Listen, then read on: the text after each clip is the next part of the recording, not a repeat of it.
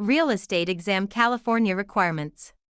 Question 1. Broker Tina receives an earnest money deposit of $2,000 from buyer Zara for a property in Santa Ana. Under California law, how many business days does Tina have to deposit this money into a trust account or neutral escrow? 1 business day, 2 business days, 3 business days, 5 business days. California real estate law requires a broker to deposit trust funds, like earnest money, into a trust account, neutral escrow, or hand them to the principal within 3 business days of receipt. Question 2. Tina is a newly licensed real estate salesperson in California. To renew their license after the first 4-year term, how many hours of approved continuing education must Tina complete? 15 hours, 30 hours, 45 hours, 50 hours. All real estate licensees in California must complete 45 hours of approved continuing education every 4 years to renew their license. Question 3. Agent Tina represents the seller, Zara. When must Tina provide the agency disclosure form to Zara? Before entering into the listing agreement, before showing the property to any buyers, before closing escrow, within days of signing the contract. The listing agent must deliver the agency disclosure form to the seller before entering into the listing agreement. Question 4. Tina purchases a home in Santa Ana for $478,000. Under California's Proposition 13, what is the maximum annual percentage increase in the assessed value of the property, assuming no change in ownership or new construction? 1%, 2%, 3%, percent. Proposition 13 limits the annual increase of the assessed value of real property to a maximum of 2% per year, unless there is a change in ownership or new construction. Question 5. Broker Tina hires an unlicensed assistant, Zara. Which of the following tasks can Zara legally perform? Show a vacant property to a prospective buyer. Answer questions regarding the terms of a residential lease. Type up and file real estate documents and coordinate days, appointments. Negotiate the price with a buyer's agent. Unlicensed assistants can perform clerical duties, such as typing, filing, and scheduling appointments, but cannot perform acts that require a real estate license, like showing properties or negotiating.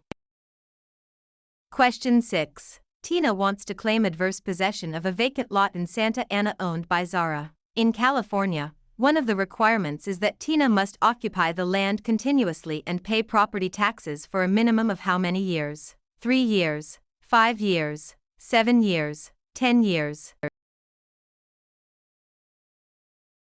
In California, adverse possession requires open, notorious, continuous, and hostile possession under a claim of right or color of title, plus payment of property taxes, for a period of 5 years. Question 7. Contractor Tina completes a remodeling job on Zara's home in Santa Ana but is not paid the $2,000 owed. If Tina wishes to file a mechanic's lien, they must have served a preliminary notice within how many days of starting work? 10 days, 15 days, 20 days, 30 days. A preliminary notice must be given within 20 days of first furnishing labor, materials, or equipment to preserve the right to file a mechanic's lien in California. Question 8. Broker Tina takes an exclusive right to sell listing from Zara for a property in Santa Ana. The property sells for $478,000. Tina retains all records of this transaction. Under the California Business and Professions Code, how long must Tina keep these records? 1 year, 3 years, 5 years, 7 years. Real estate brokers must retain all records regarding real estate transactions for a period of 3 years from the date of the closing or the date of the listing if the transaction is not consummated.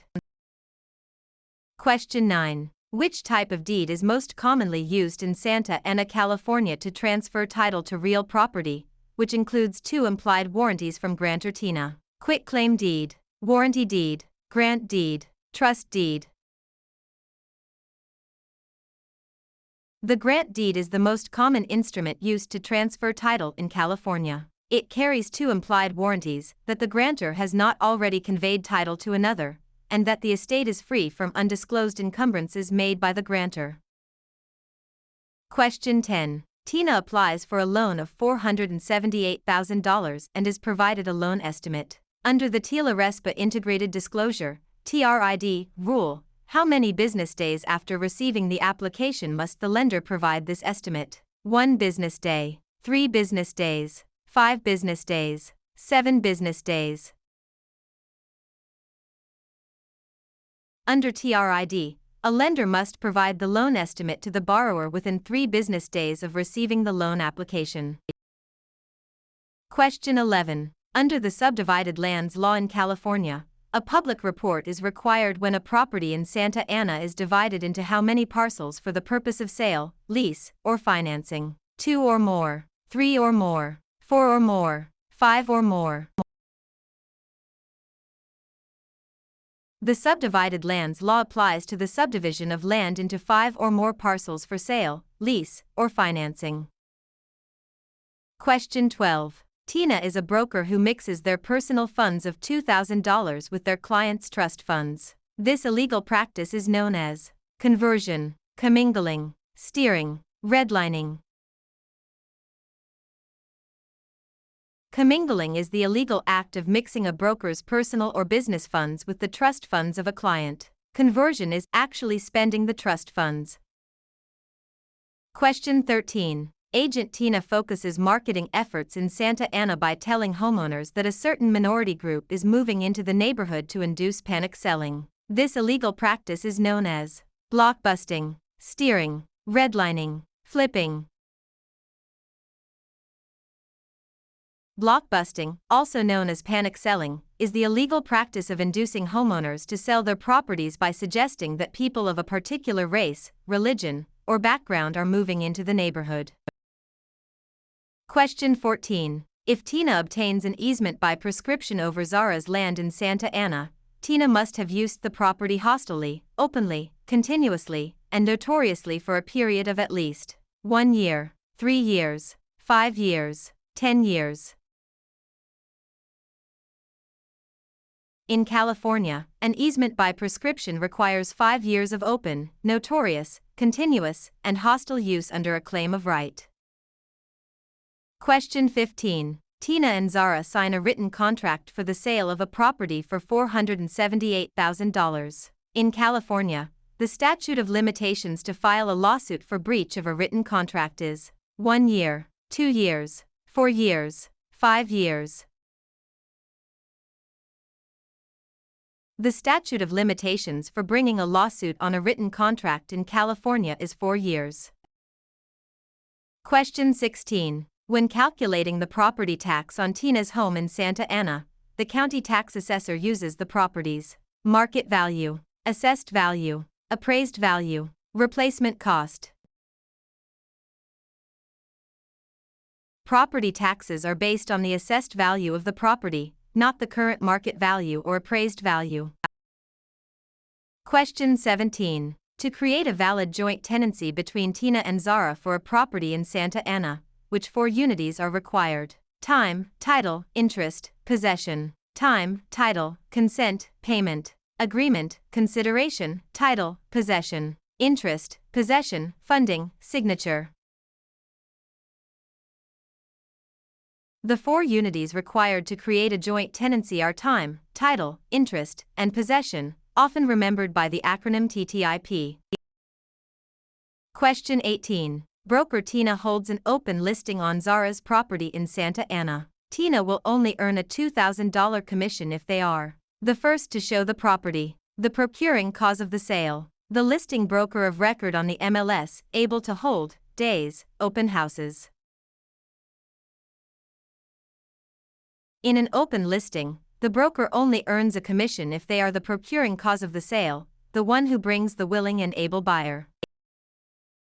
Question 19. Tina executes a deed conveying property to Zara. For the deed to be valid in California, it must contain all of the following except a granting clause, the signature of the grantor, N1, the signature of the grantee, N2. An adequate description of the property. A valid deed must be signed by the grantor, but the grantee is not required to sign it. Question 20. A lender offers Tina a loan of $478,000 to purchase a commercial property in Santa Ana. The lender requires the property to be used as collateral while Tina retains possession. This is known as subordination, hypothecation, alienation, amortization. Hypothecation is the practice of pledging property as security for a debt while retaining possession and use of the property.